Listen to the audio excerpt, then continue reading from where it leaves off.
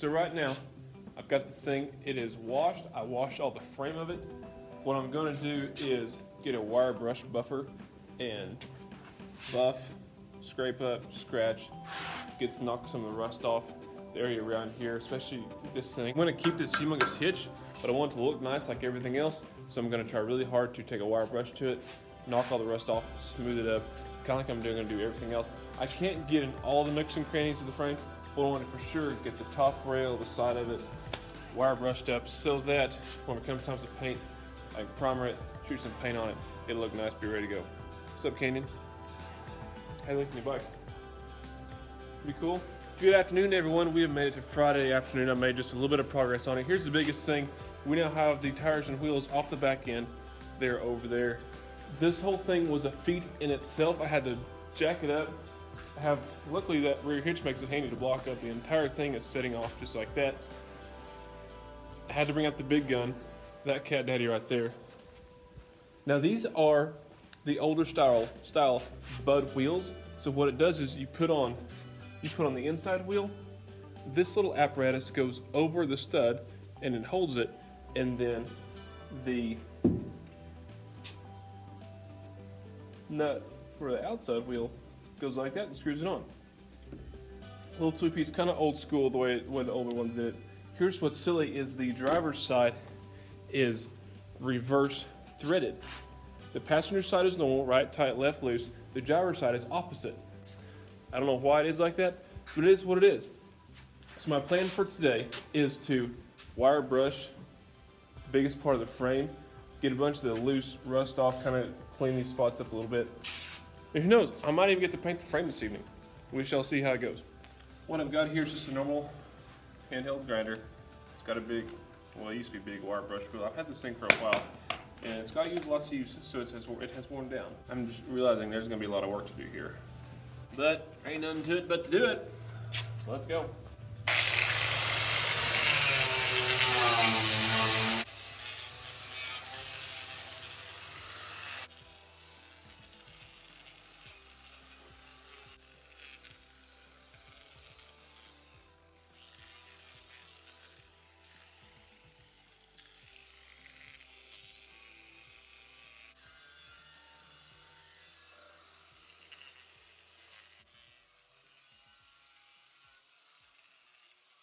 Okay, I've got the frame wire brushed, buffed, cleaned up. It doesn't look much different, but these areas are just smoothed off. There's no hard spots of rust. Not worried about the brake drums because they're gonna be covered up. But these areas, the smooth metal, this stuff right here is all just kind of cleaned up, slicked up, roughed up a little bit. I've taken acetone and wiped it down. I'm gonna mask off a few things, such as I'm gonna put just a little bit of masking tape around all the lug nuts so we're gonna pull of paint. Then I will probably take a spray can and primer a few things, such as these welds right here. Probably try to primer most of this hitch. Any spots where it's good, solid, bare metal, I'll put some primer on it, let it dry, mask around the tanks and the edge of the cab right there, and hopefully paint the frame today. Welcome back. We've got some primer on it. I've got a primer there, primer there. There's Bradley. Hi, Bradley. Anyway, sorry my iPad died. Got everything primered. I've got the studs taped off.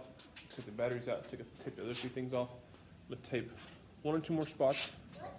I've got to cover up the shiny fuel tanks, and we'll be ready to paint the frame black. It'll work out real nice.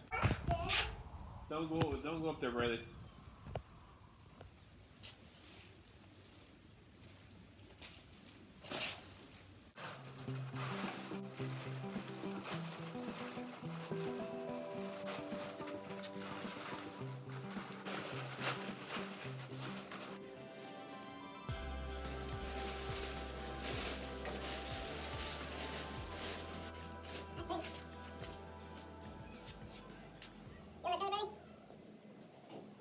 In order to paint this truck, I'm using Magic Tractor and Implement Paint from the local tractor supply store.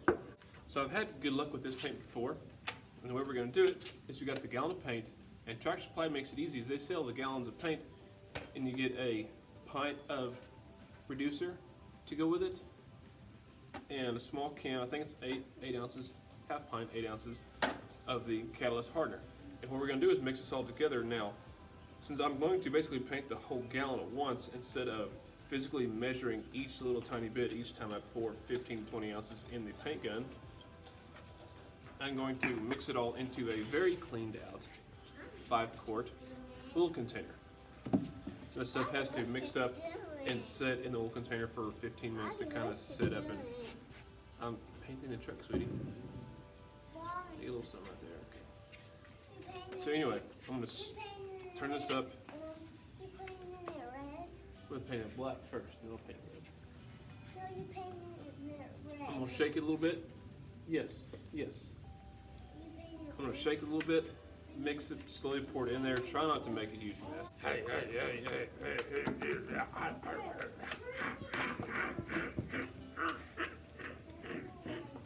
I should have gotten a bigger funnel for this. Oh. Making a mess. I'm the wheel. I'm the dad.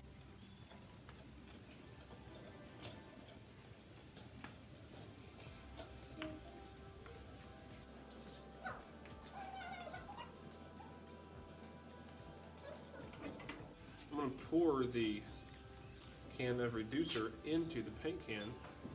I think probably somewhere in the rules it says keep out of reach of children. I don't exactly follow the rules all the time. Pour it in. And then we're going to take the catalyst.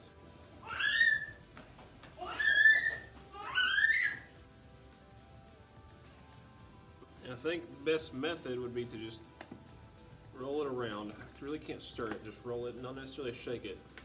Just roll it for a minute. Let it all get mixed up. The good news is this will be very, very easy to pour into my spray gun. As I'm painting, when I need refill, I can just simply open the lid up, pour it in, and carry on. We are at the 15-minute mark. Get my gun back together. Pour some paint in and start spraying. Here we go. Yeah, boy, yeah, boy. Go ahead and pick this up. One way or the other end.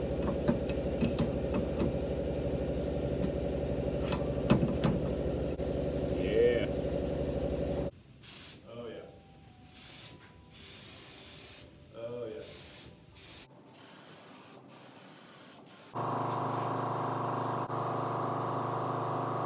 I've got this gun closed in a really tight pattern. I'm not spraying big body panels, I'm spraying tight frame rails. I want to be able to shoot around, not have a whole bunch of overspray. I can move faster, but focus all of my spray onto the frame rails and the parts of the frame I'm spraying.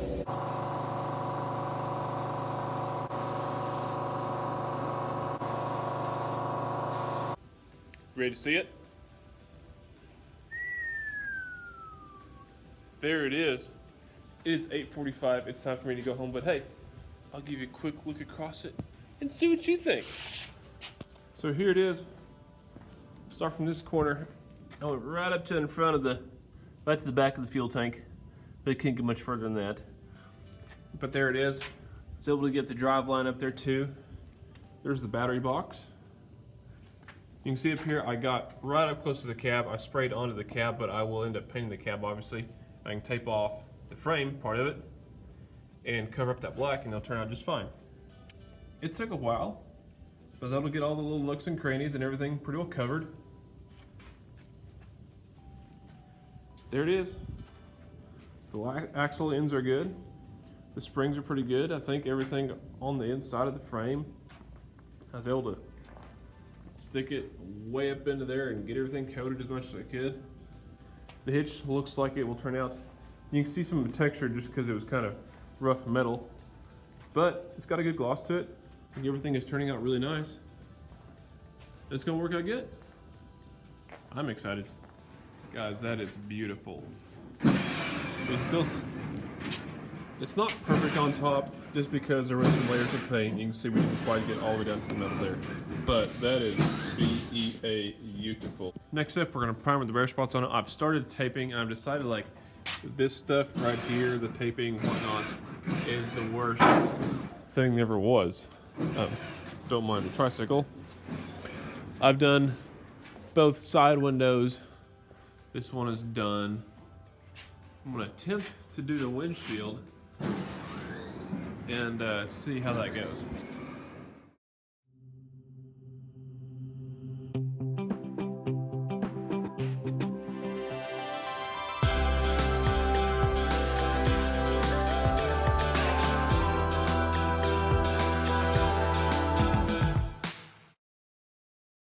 There it is.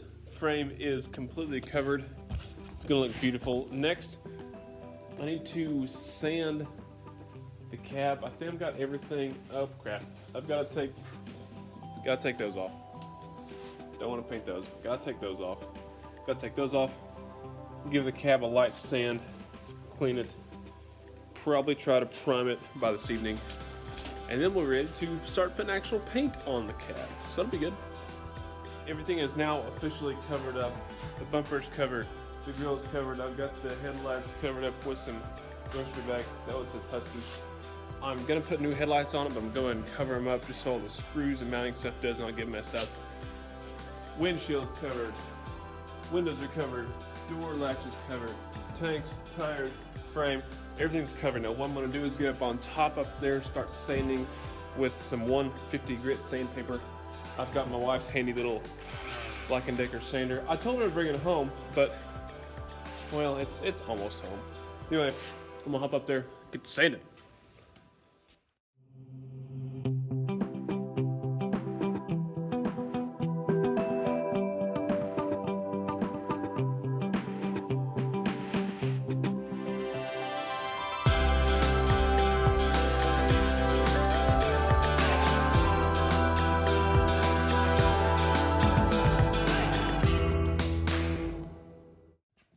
Okay, the whole entire truck has now been sanded.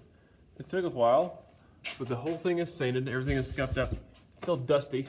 But the good news is now that it's all sanded, I can get some rags, some cleaner, wipe it all down, and the center part will be ready for primer in about an hour.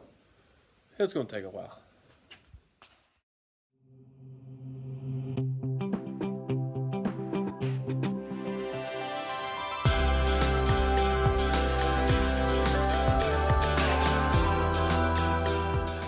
Okay, we are ready for primer on the strip. Now I did very much the exact same thing I did with the paint for the frame. I used the Magic Track and Implement Primer. I mixed it up with the pint can of reducer into the gallon jug. Got it all in this jug right here. It's mixed up. Should be ready to go. I'm gonna put my paint gun back together.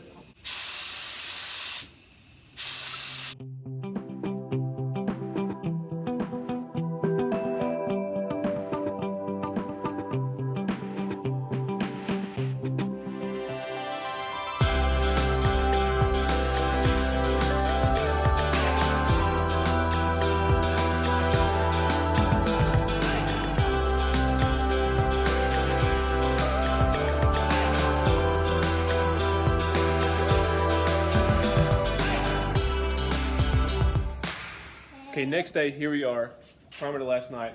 Now the problem I had is we had some orange peel show up in the primer. And I think most of the problem was because the PSI setting was too low in the gun. I did not realize at the time, and so it came off really, really rough. What I'm gonna do is I'm going to wet sand it with probably some 220 and then 400 and try to take the orange peel out of the primer. And hopefully we can get some orange paint mixed up and spray the roof and the fenders. So, let's see how it goes. Let's try it out.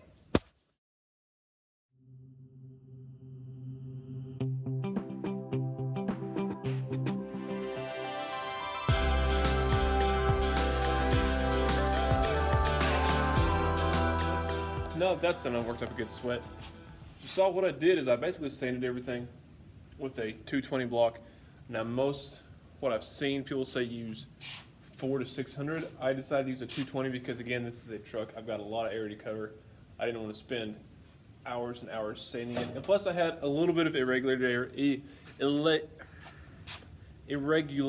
to get out of the paint, and I wanted the paint to get out of it. I'm gonna try to show you what, I have some orange peel left, but it feels smooth.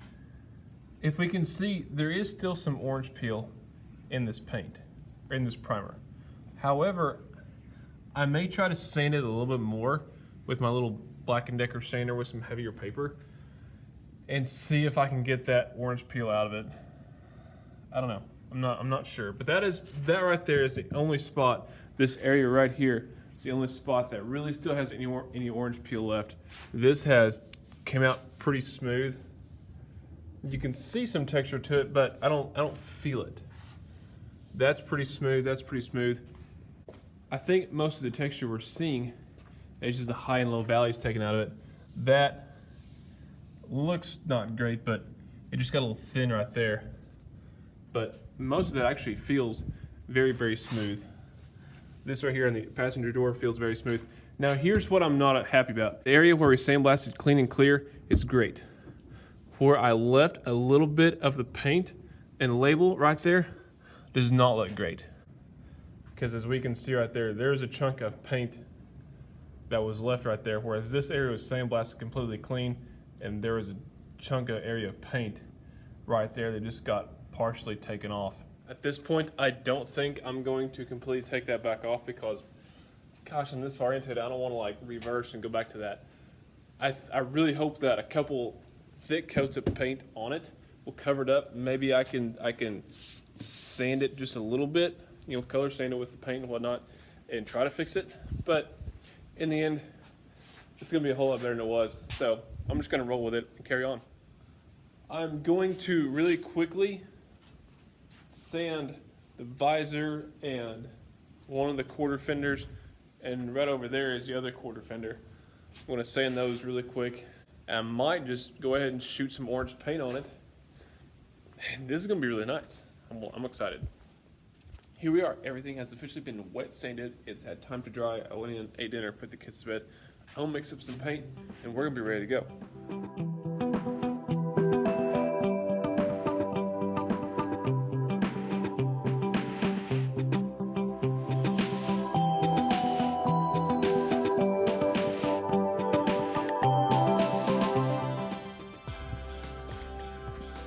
There's some beautiful orange paint inside this paint bucket.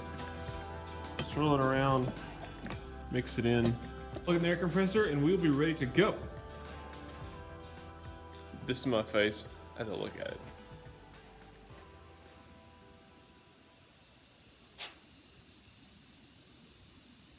Looks pretty slick. Looks pretty slick. You'll notice a little dark spot there. That's where the primer was real heavy.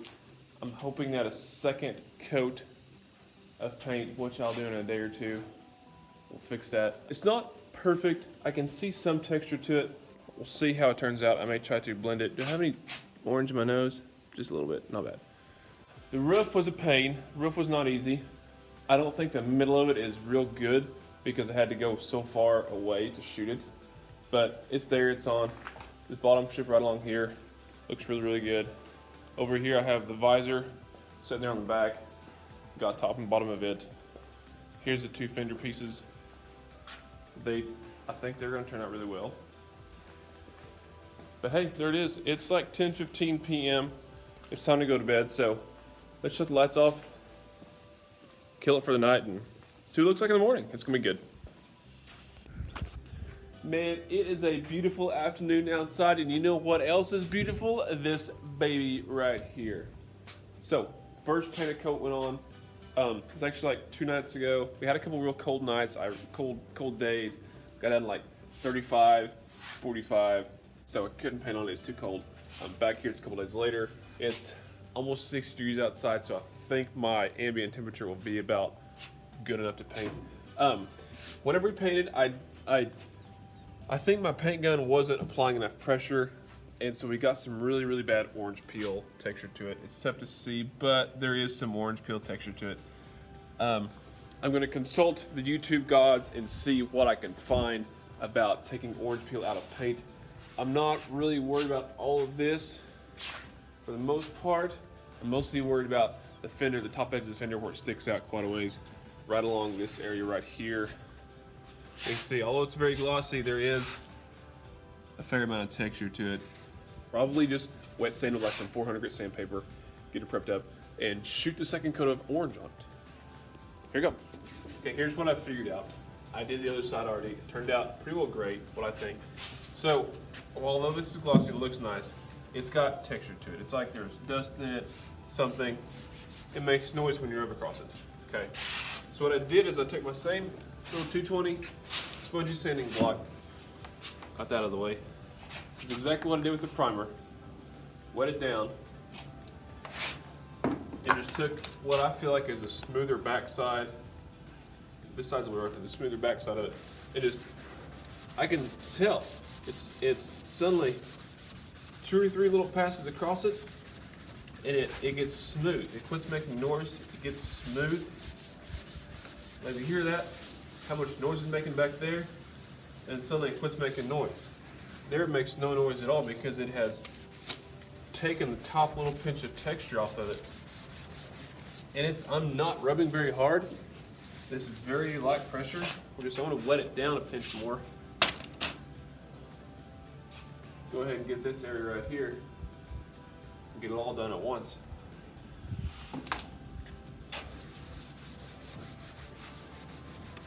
It's getting smooth. I can feel it. I can hear it getting smooth. I'm gonna focus on this area right here just for video purposes. I'm gonna consider that spot right there done. I'm gonna take a towel and wipe it dry.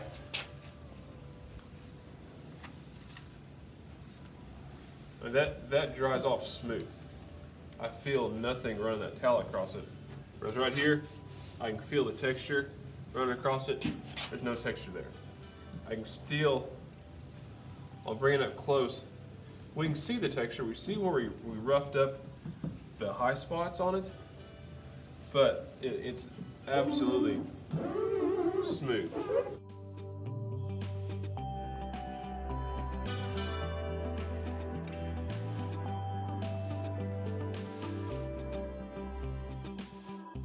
Here it is. You can see the texture marks in it, but running my finger across, it's smooth. Running my finger across, it's smooth. What we're seeing there is just the little top edges sanded off and wore off, but that feeling it, I mean, I'm not a professional body man, but that feels smooth. So my hope is that a second coat of paint on it will slick it off completely if done right. What I think I did wrong is I'll show you. My air compressor right here, which keeps up with it. Well, the problem is I think I'm not using a normal 3/8 hose. I'm using a very small 1/4 inch hose. It just happened to be the hose that I had. It's perfect for like airing up tires and stuff, which is really all I'm mostly doing here. But I don't think the hose is big enough to deliver the air pressure, the volume, the flow that the gun needs to spray properly. Because I had the gun set, I had the valve turned up to about 50 PSI, which is more than what most people say. But it's like, maybe my paint's a little bit thicker than what it's supposed to be. I don't know. But it seemed to work. But as I went on spray and watched the gauge dips down to 20 to 25 pounds as it's spraying. Then as soon as I let off, it jumps back up to 50. So my only assumption is that the small, really long, small hose is not delivering enough flow and volume to what it needs. So what I'm gonna end up doing is using that air compressor with the bigger, normal 3/8 size hose. I'm really hoping for better results compared to the little one with the little hose. We'll just have to see how it goes. I think it'll work out good. Guess what? Time for more paint. I got the air compressor hooked up. The gun is loaded. Let's go.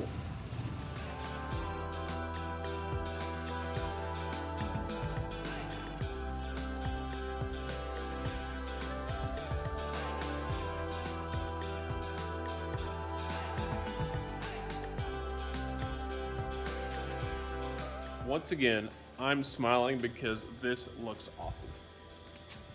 What I figured out is my regulator. While I had the regulator set to about 50 pounds, even on the big hose with big air pressure, it was still dropping to about 20 PSI while I was holding the gun. So I said, well, so I cranked it up. I cranked it up to where the regulator was showing about 100 PSI, and then as I pulled the trigger, the air pressure on the regulator drops to about 50, which is what I was hoping to spray with, and man, that did the trick.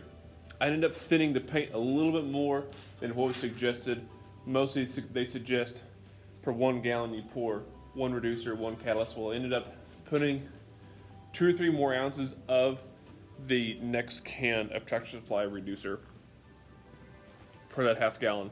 So maybe an extra 6 ounces per whole gallon, 4, 5, 6 ounces per complete gallon. It worked out, it looks great. I've still got a little bit of an orange peel texture to it, but it is, I would say the texture is a third to a fourth of what it was. I mean, I don't know if you can really tell, but that dude is, it's got a little bit to it, but not much. And that's one of the thicker spots. I'm super satisfied with it. It looks good. Got everything cleaned up, got my gun cleaned up and put away. I guess now I'll go cook some dinner, let this thing set, probably come back in a day or two, start taping it off, and be ready to put some gray on it, some silver, light gray, silver, I don't know what it's called. We're almost done with it, we're almost done with it. Oh, one more thing. So normally I hadn't been wearing a respirator, and every time after I'm done spraying, I just get like all sorts of, last time it was orange paint in my nose. So I found a respirator my wife had bought like a year or two ago in the garage, and look how much orange paint this thing soaked up. These little filter pads are just completely orange. I'm like, crap guys, that was going in my nose, my lungs. I mean, I know it's kind of a one-time deal, but like apparently wearing a respirator is a big thing now, or is the thing to do. So, my tidbit of knowledge I learned today. I'm probably gonna end the video here, come back where we finish up painting it silver. We might find some aluminum wheels to polish. I don't want to put those ugly steel wheels on it. We'll get the exhaust, the lights, all of it put back together, and we might even hit the road. So in the meantime, it's time to close the door and go home and cook some dinner. Thanks for watching. Like and subscribe. Tune in for the next one. We'll see you guys later.